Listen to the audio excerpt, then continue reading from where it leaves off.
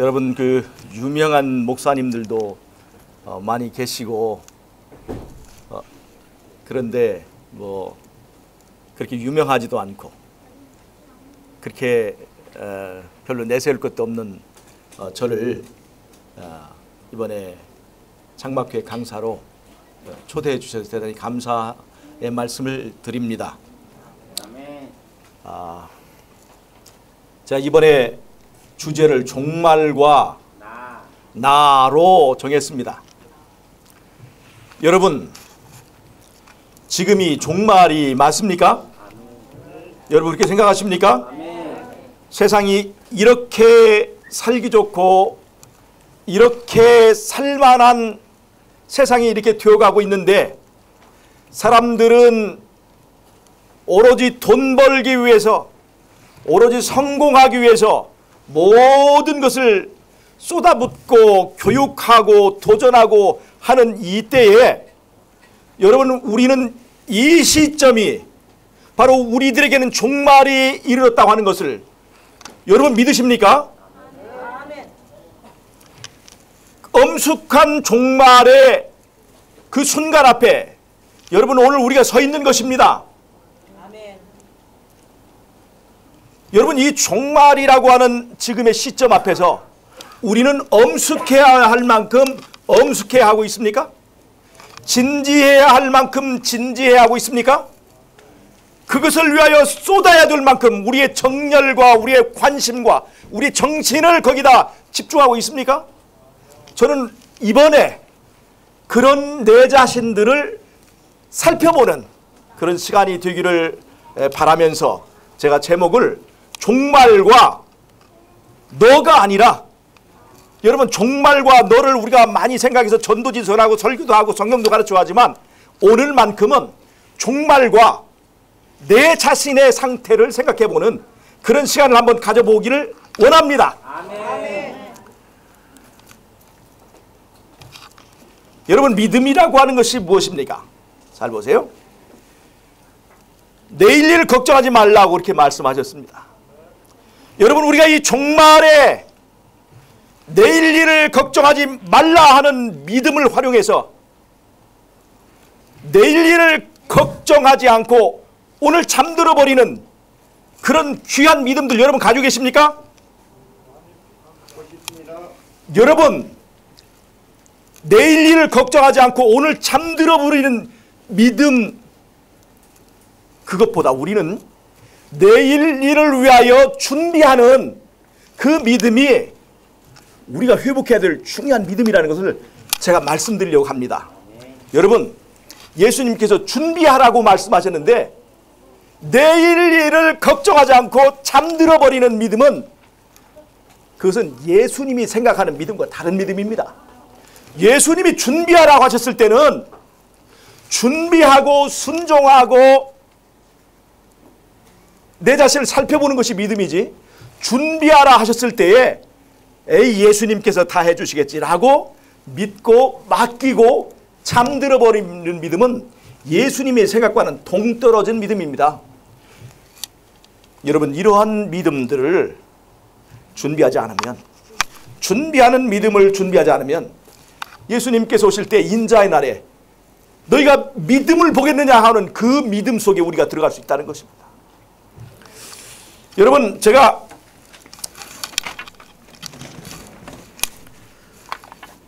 성경이 우리가 가지고 있는 성경이 66권 이렇게 있는데 그 성경의 순서대로 사건을 쭉 이렇게 나열해 보면 구약의 39권의 성경이 처음에 뭐가 있습니까? 모세오경이 있죠? 모세오경.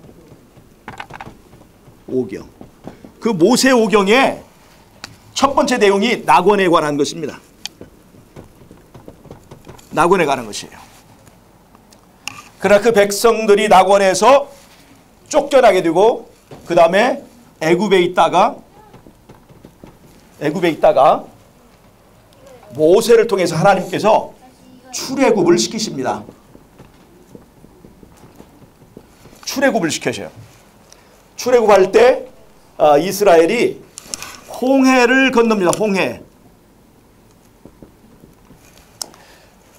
여러분, 이 홍해를 건너서 가나안에 가는 이야기가 모세오경에 있죠. 홍해를 건너서 그들이 도착한 것은 가나안 땅입니까? 아니면 광야입니까? 가나안에 가기 전에 그들은 광야를 거쳤습니다. 모래가 반짝이는 거친 광야. 여러분, 이 이스라엘이 광야를 건널 때에 환영하는 사람들이 많았습니까? 그들이 광야를 건널 때 격려하고 참 애국을 나와서 가나안 땅까지 가는데, 여러분, 우리가 당신들을 도와드리겠습니다라고 말하는 아군이 많았습니까? 그 길을 방해하는 적군이 많았습니까? 여러분, 이 광야는 이스라엘에게 정말 어려운 시간이었습니다. 모래가 반짝이는 그것을, 사망의 음침한 골짜기 같은 그 광야를 그들은 구름 기둥과 불 기둥을 의지하고, 내가 사망의 음침한 골짜기를 다닐지라도 해를 두려워하지 않는 것은 주께서 나와 함께 하심이라고 하는 그 구름 기둥과 불 기둥의 임재와 함께 그들은 광야를 건넜습니다. 광야를 건너서 그들이 건넌 것은 요단강입니다. 요단강을 건넜습니다. 가나안에 들어갔어요. 그러나 그들을 기다리고 있는 것은 평화였습니까? 아니면 전쟁이었습니까? 전쟁이었습니다. 이 전쟁에 대한 이야기가 여호수아에 있습니다. 이 앞에는 모세오경 이야기입니다. 전쟁이 있은 다음에 이어지는 사건은 어떤 사건입니까? 사사들이 다스리던 시대입니다. 사사들이 이스라엘을 다스리는 시대가 왔습니다. 여러분, 사사들이 이스라엘을 다스리던 그 시대는 이스라엘이라고 하는 교회가 아주 잘 조직화된 상태였습니까? 비조직화된 상태였습니까? 잘 조직되지 않고, 왕권이 잘 성립되지 않고, 국가의 시스템이 잘 정비되지 않았던 때였습니다. 여러분, 이때는 왕이 없었고 하나님께서 그때 성령의 감동을 받은 사람들을 통해서 이스라엘을 다스리고 이끄셨습니다. 성령의 시대였습니다. 이 사사 시대가 지난 다음에 이스라엘은 왕들이 다스리는 시대가 왔는데, 왕권이 확립된, 즉 아주 잘 정비되고 아주 잘 조직화된 이스라엘의 상태, 이스라엘 교회인데, 이 조직화된 교회가 성립한 시대가 왔습니다. 그 안정된 왕권이 다윗 시대라고 하는 것입니다. 다윗 왕권이 성립된 시대가 왔는데, 그 사사들이 다스리던 시대에서 왕권으로 이렇게 전환되기 전에 과도기적인 한 왕이 있었습니다. 여러분, 마지막 왕, 이스라엘의 마지막 사사가 사무엘인데, 사무엘에서 안정된 왕권이 서게 된 다윗에게 이르기까지 그 중간에 과도기적으로 이스라엘을 다스렸던 왕인데, 그것이 바로 사울입니다. 사사들의 시대에 대한 이야기를 설명한 것이 바로 사사기입니다. 그 다음에 과도기적인 이스라엘, 즉 마지막 사사에서 하나님께서 택하신 다윗 왕이 다스리던 시대까지 이스라엘의 이 사사 정권에서 왕정으로 전환될 때 과도기적인 한 왕이 있었는데, 그것이 바로 사울 시대입니다. 이 사무엘에서 다윗까지 이어지는 이 과정을 기록한 책이 사무엘 상하입니다. 그리고 드디어 이스라엘이 안정된 왕권이 성립되고 이스라엘이 안정된 조직하에 운영되는 상태에 이르렀는데, 그것이 바로 다윗 왕의 시대입니다. 그것을 말한 것이 열왕기 상하, 역대 상하입니다. 그리고 열왕기 상하의 마지막 부분, 역대 상하의 마지막 부분은 이스라엘이 타락해서 어디에 포로가 되게 되냐면 바로 바벨론의 포로가 되면서 이스라엘의 시대가 이제 마무리되는 그런 것이 있습니다. 물론 나중에 그 회복된 얘기를 빼고요.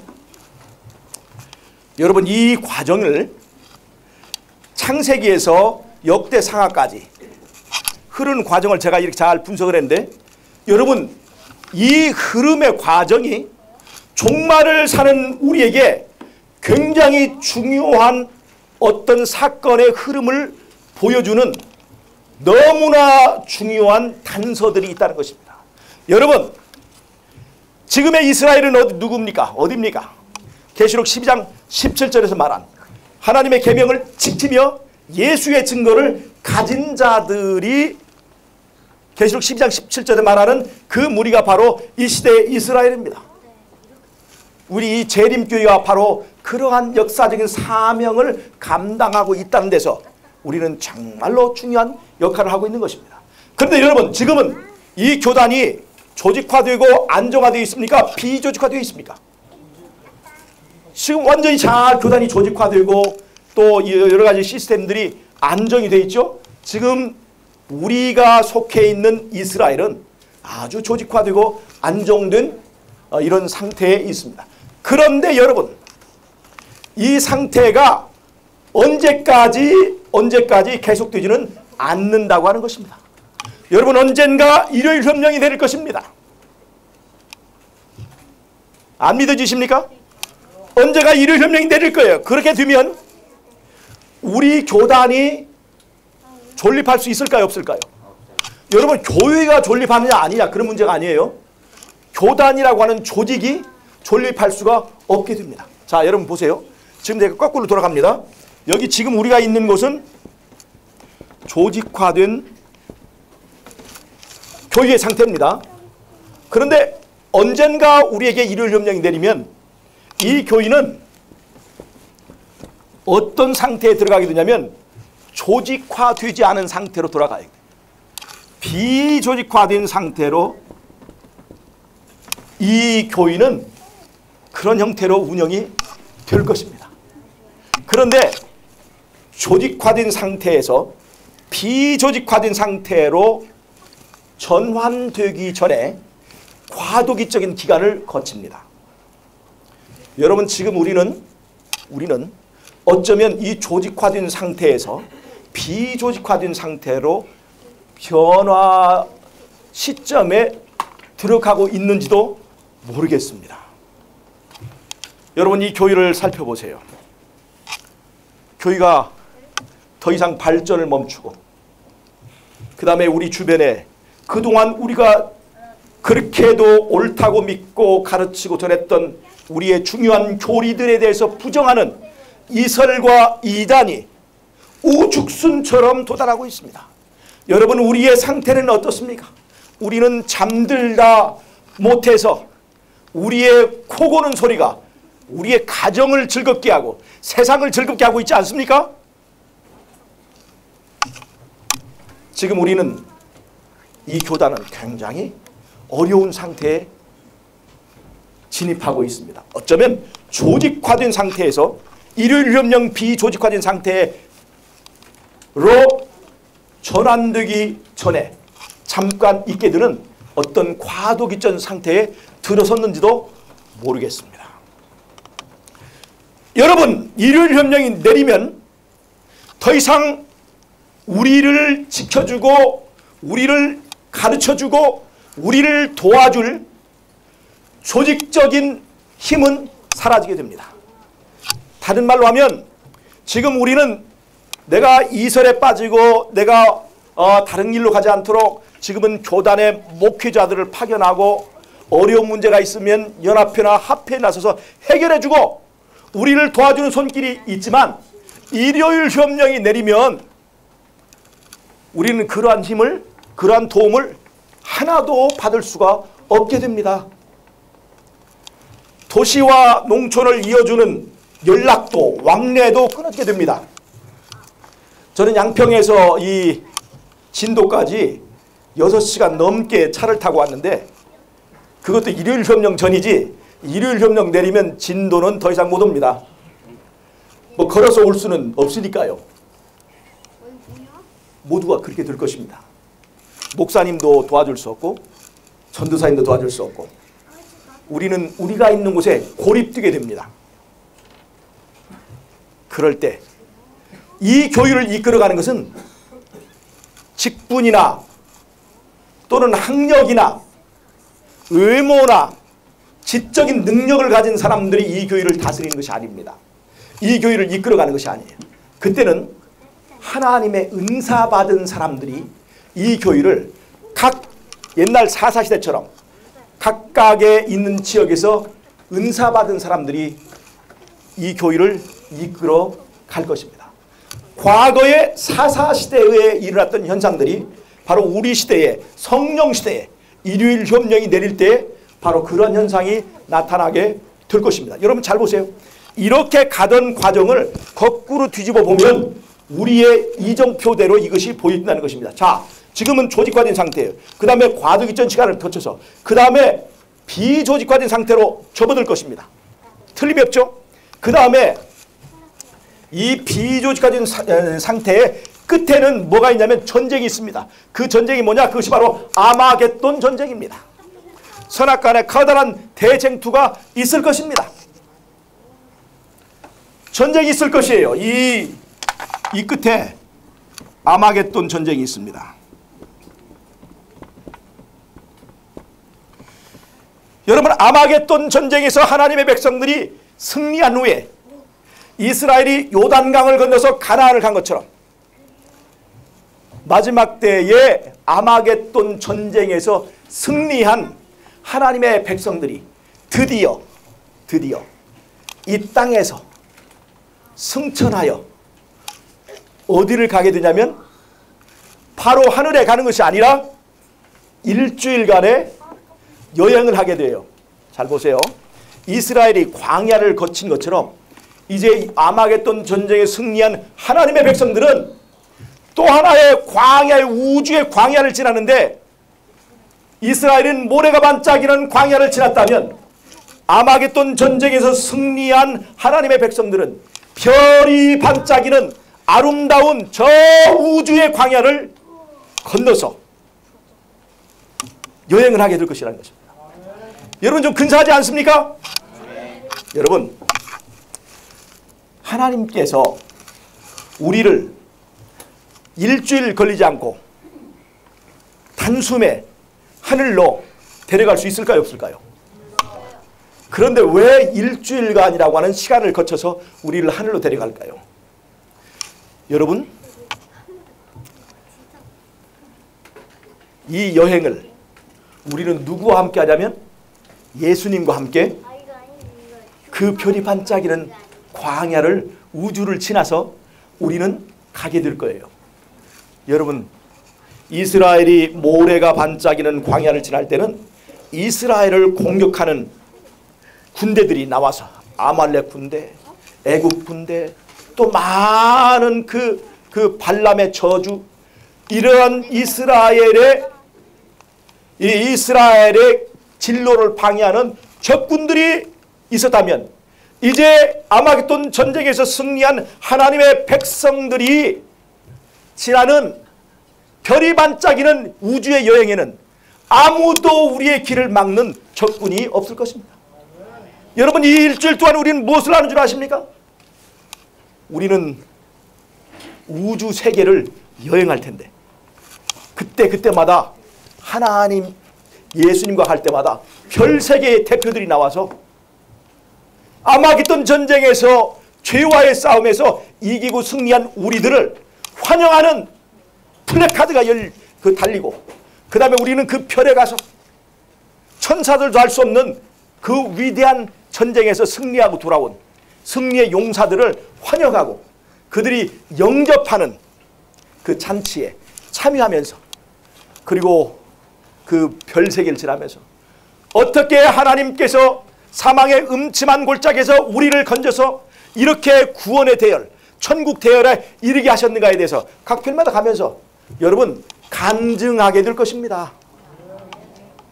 감사합니까? 여러분, 이 여행할 때 제일 부끄러운 사람이 뭔 줄 아세요? 간증거리가 없는 사람이에요. 간증거리가. 여러분, 잘 보세요. 내가 이 땅에서 잘생기고 장애도 없고 부모가 물려주신 좋은 재산에, 예? 좋은 남편, 좋은 아내, 예쁜 아내, 특별히 좀 예쁜 아내, 예. 그렇게 하고 살다가 행복에 겨워서 교회 다니다가 구원받은 사람이 말이죠. 여러분, 언제 제일 쪽팔린 줄 아십니까? 바로 그 광야를 지나면서 누구 좀 간증할 사람이 있습니까? 할 때, 아이, 그거 보니 나는 간증할 거리가 없는 거예요. 잘 먹고 잘 사는 사람이 할 얘기가 없는 거예요, 거기서. 여러분, 그때 어떤 사람들이 간증할까요?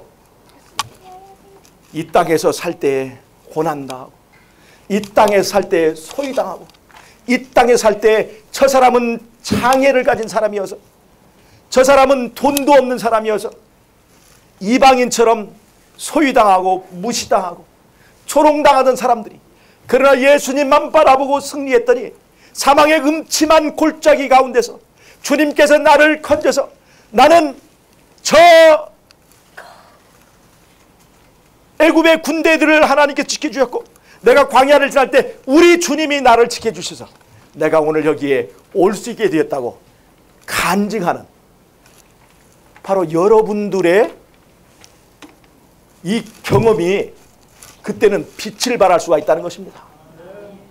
여러분, 생각해 보세요.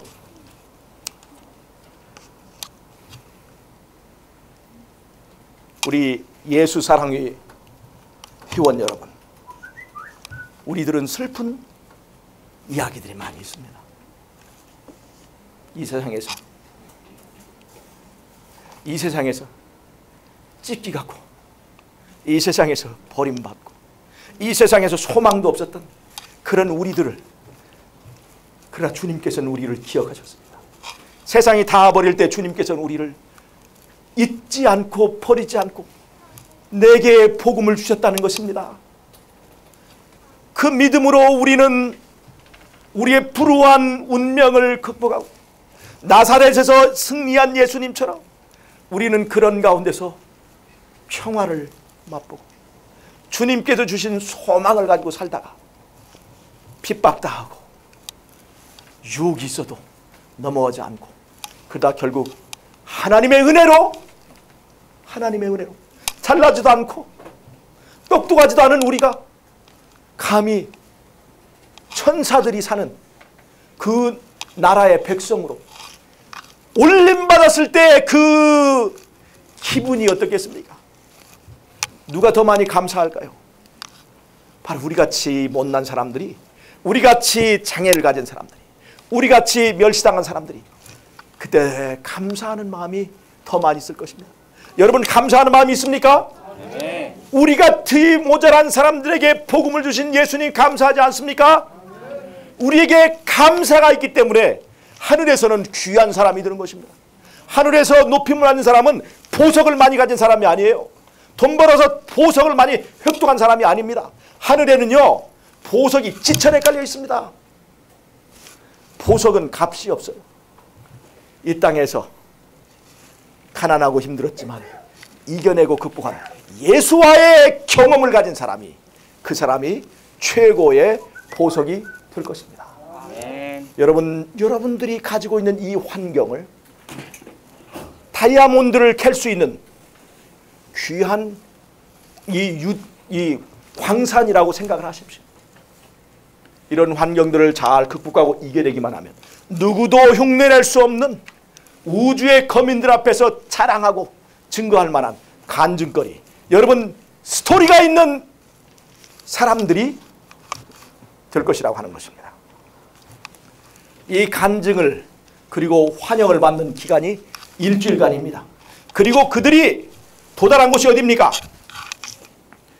그들이 일주일간의 이 별이 빛나는 광야를 지난 다음에 이 홍해를 건넌 것처럼 여기에 하늘 유리 바다에 도착하게 됩니다. 홍해를 건널 때 이스라엘은 모세의 노래를 불렀습니다. 이 땅에서 승리하고 이겨낸 이스라엘이 유리 바다에 도착했을 때는 계시록 12장에서 말하는 어린 양과 모세와 어린 양의 노래를 부를 것입니다. 여러분 이 흐름이 기가 막히지 않습니까? 성경에 이런 흐름이 있다는 것을 여러분 생각을 해보셨습니까? 자, 모세와 어린 양의 노래를 부른 그들은 이제는 애굽으로 돌아가는 것이 아니라 원래 우리가 잃어버렸던 에덴 동산, 회복된 낙원에 도착해서 이제는 영원히 아름다운 삶을 우리가 살게 되는 것입니다. 성경의 흐름 속에 우리 마지막 종말을 사는 우리들이 눈여겨봐야 될 사건의 흐름이 있다는 것을 본다면 여러분 이거 정말 기가 막히진 아닙니까? 이 흐름이 진행될 때 종말이 어느 시점에 가까이 왔는가를 여러분들은 생각해 보시기 바랍니다. 어쩌면 우리는 이미 과도기적인 상태에 진입했는지도 몰라요. 자, 그런데 여러분 여기 잘 보세요. 모세오경, 그 다음에 여호수아, 사사기, 그 다음에 사무엘에서 다윗까지의 그 변환기를 말하는 사무엘 상하, 그 다음에 안정된 왕권의 시대 열왕기 상하, 역대 상하까지 이렇게 말한 중에 제가 언급하지 않은 하나의 책이 있는데 그것이 뭐냐면 사사기 다음에 룻기입니다. 룻기. 이 사사기 다음에 룻기가 있어요. 룻기. 여러분 룻기가 있어요. 제가 룻의 이야기를 좀 하겠습니다. 여러분 룻기 1장 1절과 2절을 읽어보면 유다 베들레헴에 엘리멜렉이라는 사람이 살았는데 그 사람의 아내의 이름은 나오미입니다. 그 사람의 두 아들의 이름은 말륜과 기련입니다. 그런데 베들레헴에 기근이 닥쳐서 이들이 모압 땅으로 기근을 피해서 이사를 갑니다. 그런데 그 모압 땅에서 그들이 기근을 피해서 도망간 모압 땅에서 이 집에 불행이 닥칩니다. 그것이 뭐냐? 남편인 엘리멜렉이 죽고 그 집안의 기둥 같은 두 아들 말륜과 기륜이 죽게 되면서 그 집에는 생과부 셋만 남게 두는 기막힌 이야기가 룻기에 있습니다. 여러분 이 룻기는 종말을 사는 우리에게 아주 중요한 의미가 있는 책이라는 것을 여러분들은 잊지 마시길 바랍니다. 여러분 이 룻기는 바로 사사시대입니다. 사사시대 얘기입니다. 여러분 일요일 협령이 나게 되면 우리는 어떤 시대로 접어들게 되냐면 사사시대와 같은 그 시대로 접어들게 됩니다. 아까 제가 설명을 드렸죠. 사사시대 같은 시대에 접어들어서 바로 우리가 일요일 협령을 당할 때 경험하게 되는 어떤 사건들과 연관이 있어요. 여러분 일요일 협령이 나가면 우리에게 기근이 올 것입니다. 기근. 어떤 기근이에요? 세상은 다 모든 것을 매매할 수 있지만 이 하나님의 백성들에게는 매매할 수 있는 권리가 박탈을 당하면서 우리는 떡이 있어도 살 수도 없고 양식이 있어도 그것을 먹을 수 없는 상태가 이르게 돼서 하나님의 백성들에게 갑자기 기근이 이르러 오게 됩니다. 그래서 하나님께서는 선지자를 통해서 어떤 것들을 권면하셨냐면 그런 때가 올 것이기 때문에 미리 떡으로 우리의 신앙을 위협하는 시대에 우리의 신앙의 자유를 위해서 자급자족할 수 있는 생활터전을 마련하라. 그것이 바로 뭐예요? 바로 전원생활이고 시골생활입니다. 이게 바로 준비하라고 하는 것입니다. 그런데 우리가 준비를 잘합니까 못합니까? 준비를 못하는 사람들이 태반입니다. 바로 이 엘리멜렉의 집안이 바로 그런 집안이었습니다.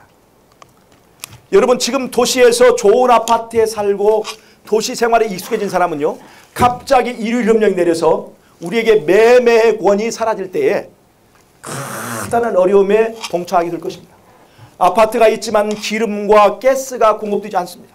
전기도 끊어져 버립니다. 어떻게 겨울을 지낼 것입니까? 시장의 물건은 매매되고 있지만 우리는 그 시장의 물건을 살 수가 없게 됩니다.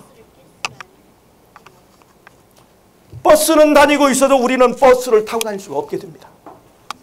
병원은 열려 있지만 내 아이가 경기 들었을 때 병원에 가서 간단한 치료조차 받을 수 없는 상태가 됩니다.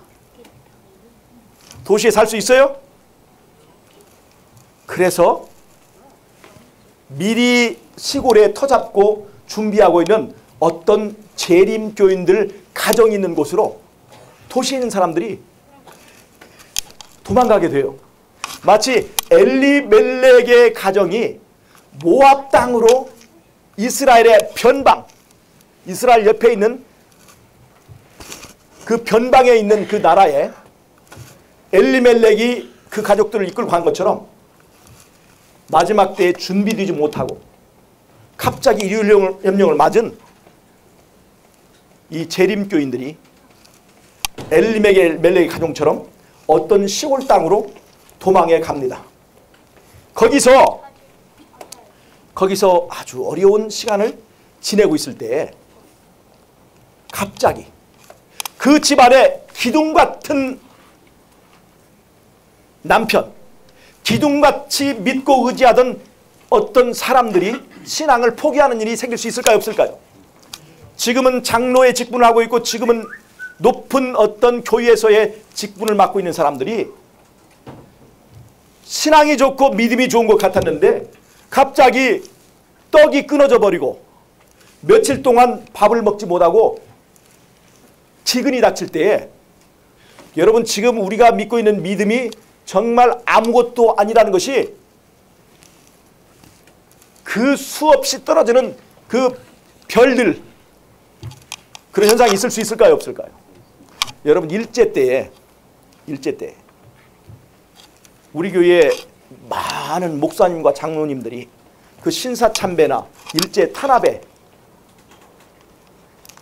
그것을 못 이겨서 결국은 신앙을 포기하고 그 다음에 그 지도자들이 신앙을 지키려고 하는 우리 교인들을 고발하고 정보를 알려주고 최태현 목사님이 그렇게 해서 돌아가신 거 아닙니까? 그런 일들이 있었는데 그것 이상으로 우리가 생각하는 별 같은 사람들이 나에게 성경을 가르쳐주고 교회에서 그렇게 근엄한 역할을 했던 그런 어떤 지도자들이 일율협령의 여파를 이기지 못하고 신앙을 포기하는 일이 있을 수 있을까요? 없을까요? 여러분 지금은 교인이 많은 것처럼 보이지만 그런 시련이 온 다음에도 지금과 같이 그런 숫자가 유지되지 될 것이라고 우리가 장담할 수 있어요? 없어요? 수없이 많이 떨어질 것입니다. 수없이 많이 떨어질 거예요. 그 중에 여러분 내가 있을 수 있다는 거예요. 종말과 나라고 하는 것입니다. 시련이 올 때에 우리의 믿음이 정말 썩은 새끼줄처럼 툭툭툭 다 끊어져 버리는 그런 대열에 여러분 우리가 없을 것 같습니까? 우리가 없을 것 같아요? 정말로 믿습니까? 믿어요? 그 믿음 나를 믿는 겁니다. 예수님을 믿는 게 아니에요. 여러분 수없이 많은 별들이 떨어질 때 내가 그 별들보다 더 강한 믿음을 가질 것이라고 착각하지 마세요. 우리는 정말로 연약한 존재입니다. 바로 나오미의 가정에 그런 일이 일어났습니다. 기둥처럼 믿었던 그 시대에 기둥은 누구냐면 남자들입니다. 남자가 없는 집은요 약탈의 대상이 되고 남자가 없는 집안은 정말로 보호가 없어서 견딜 수 없게 되는 그 시대가 바로 그 시대였습니다. 그 가정에서 엘련과 말련과 기련이 죽었습니다. 여러분, 도시의 아파트를 버리고 저쪽 시골로 도망가 살고 있는데 거기서 내가 믿었던 목사님이, 내가 믿었던 지도자가 침생표를 받아버려요. 그럴 때 나오미와 두 며느리가 겪었던 놀라운 좌절과 실망과 절망이 바로 마지막 때 우리들에게 올 것이라는 것입니다. 그럴 때 잘 보세요. 그때에 자, 내가 믿었던 사람들이 다 변절해 버렸습니다. 영적으로 죽어버렸어요. 그럴 때 누가 나타나냐? 그럴 때 오르바 같은 사람이 나타나고 룻과 같은 사람이 그때 나타납니다. 여러분, 오르바는 좋은 사람입니까? 나쁜 사람입니까? 오르바가 좋은 사람입니까? 나쁜 사람입니까? 좋은 사람이에요. 좋은 사람. 오르바는 나오미를 떠나려고 해서 떠난 게 아닙니다. 어쩔 수 없어서 떠나간 거예요. 나오미가 뭐라고 그랬어요? 너 잡을 수 없어. 네가 나를 버리고 간다 할지라도 너 욕할 사람 아무도 없다. 그러니 너 살 길을 찾아라. 그럴 때 오르바는 울면서 떠나갔어요. 여러분, 마지막 때에 이 진리가 옳다는 것을 알면서도 울면서 진리를 떠나가는 사람이 있을까요? 없을까요? 우리같이 착한 사람들이 다 알죠. 우리의 진리의 가치를 알죠. 그러나 울면서 떠나갈 사람이 있을까요? 있습니다.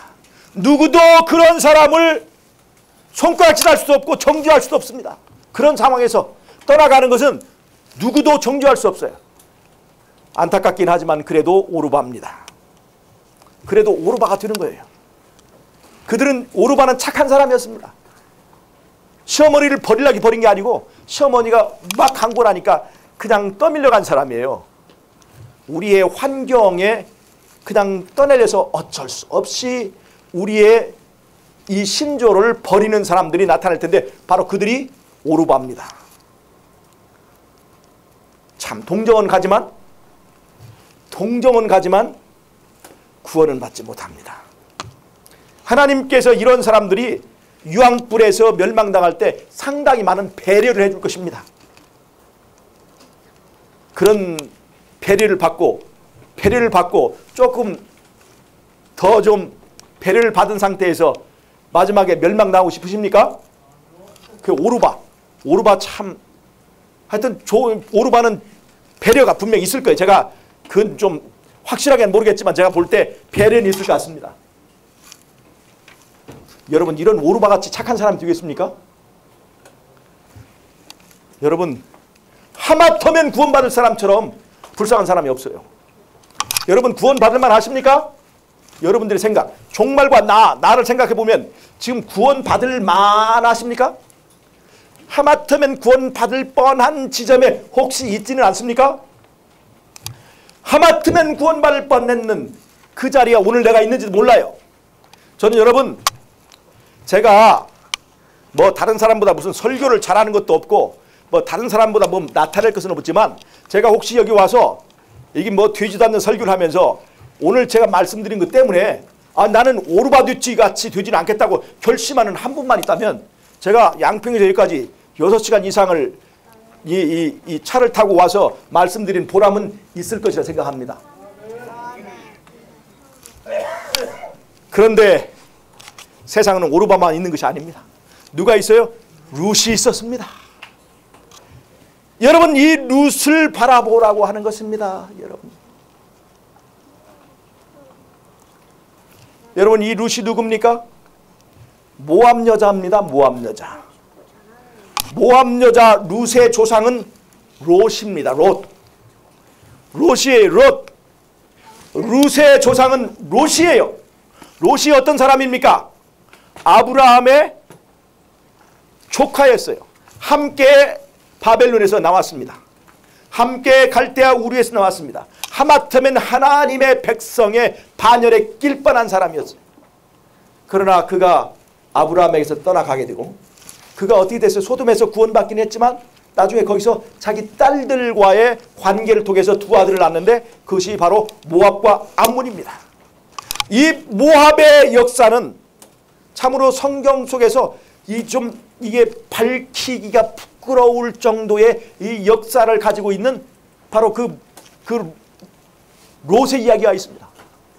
이스라엘 사람들이, 선민이라고 하는 이스라엘 사람들이 이 모압 사람, 모압 여자를 어떻게 생각했을까요? 굉장히 멋진 여자를 생각했을까요? 정말 천하고 정말 우리하고 같이 어울릴 수 없는 그런 사람이라고 생각했을까요? 롯의 후손 이 룻은 이스라엘 선민들이 생각하기에는, 특별히 유다 지파의 그 사람들이 생각하기에는 룻은 천하디 천한 그런 여자였어요. 감히 하나님의 유업을 함께 누리기는 어려운 사람이었습니다. 여러분, 그 룻이 누굽니까? 그 룻이 바로 여러분들이에요. 이 세상에 잘생기고 잘나고 똑똑한 사람들 옆에 서면 한없이 초라해버리고 한없이 비참해 보이는, 사람 같은 취급도 당하지 않는 바로 우리 예수 사랑회 멤버들, 장애를 가지고 핸디캡을 가진 바로 이 사람들이 바로 이 시대의 룻이라고 하는 것입니다. 이 시대의 이방인들인 거예요. 그런데 룻기는 무엇을 말합니까? 그 이방인들에게, 이방인 여자에게 엄청난 부르심이 있었고 엄청난 특권이 주어진 얘기가 바로 룻기에 나오는 것입니다. 룻기 1장 16절 17절을 읽어보시기 바랍니다. 룻기 1장 16절 17절을 보면 나오미가 룻에게 너도 오르바를 따라서 너도 떠나가라고 할 때 룻이 이런 얘기를 합니다. 어머니의 백성이 나의 백성이 되고 어머니의 하나님이 내 하나님이 될 것입니다. 그리고 어머니가 가시는 곳에 나도 가서 거기서 죽어 거기서 묻히겠습니다. 나는 어머니가 어디로 가든지 따라가겠습니다. 이 나오미가 어떤 나오미입니까? 지금 희망이 있는 사람입니까?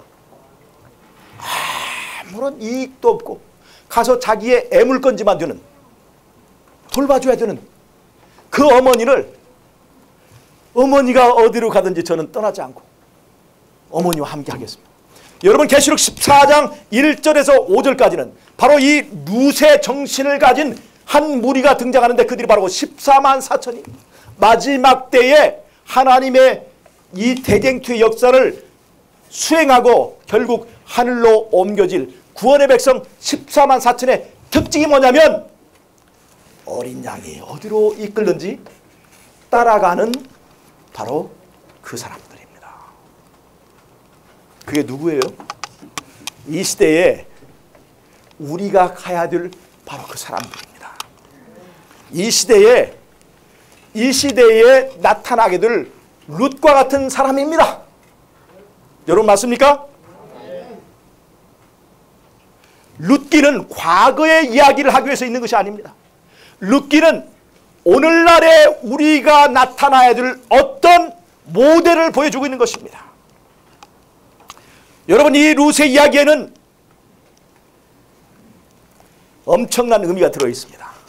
여러분, 에덴 동산에서 인간이 에덴을 잃어버리고 그 나라를 잃어버렸습니다. 하나님의 나라가 사단에게 강탈을 당했습니다. 그때 그 하나님의 나라를 되찾으려면 누가 나서야 되냐면 왕의 씨가 줘야 됩니다. 왕의 씨. 그 나라를 회복할 수 있는 왕의 씨가 필요한데 이 아담의 후손은 다 죄인이 되어가지고 왕의 씨가 멸절돼 버렸어요.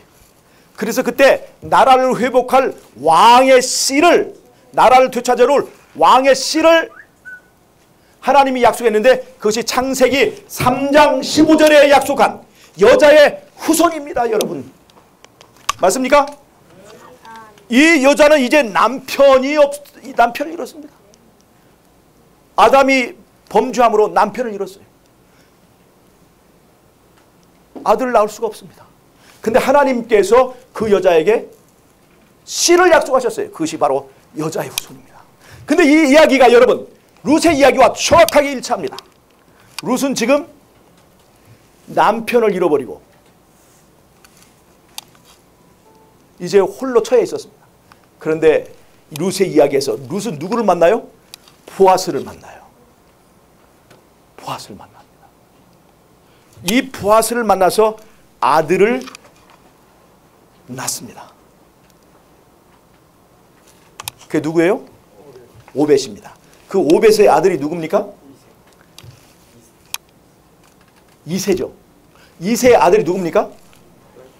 다윗 왕입니다. 이스라엘의 왕 하면 사울이 아니라 다윗입니다. 즉 이스라엘의 정통한 왕이 누구냐? 바로 다윗입니다. 바로 예수님을 다윗의 후손이라고 말하는 것은 이 세상을 하나님의 나라를 회복시켜줄 하나님께서 인정하는 정통한 왕이라는, 다윗과 같은 왕이라는 의미가 있습니다. 여러분 잘 보세요. 사울이 하나님에게 버림을 받았죠. 버림을 받았죠.